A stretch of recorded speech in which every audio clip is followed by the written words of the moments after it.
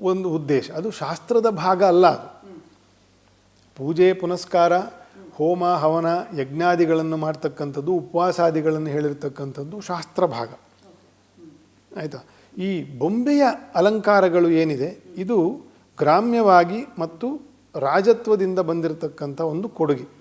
ಒಟ್ಟು ನವರಾತ್ರಿ ಅನಾದಿಯಿಂದ ಮಾಡ್ಕೊಂಡು ಬರ್ತಾ ಇದೆ. ಹೌದು ಹೌದು ಹೌದು ಹೌದು, ಡೌಟೇ ಇಲ್ಲ. ಬಹಳ ಬಹಳ ಹಿಂದಿನ, ಅದಕ್ಕೆ ಡೇಟ್ ಅಂತ ಹೇಳಲಿಕ್ಕೆ ಬರೋದಿಲ್ಲ. ಅದು ಬಹಳ ಶಾಕ್ತ ಪರಂಪರೆ ಅಂತಂತಾನೆ ಅದಕ್ಕೆ ಹೇಳುದು.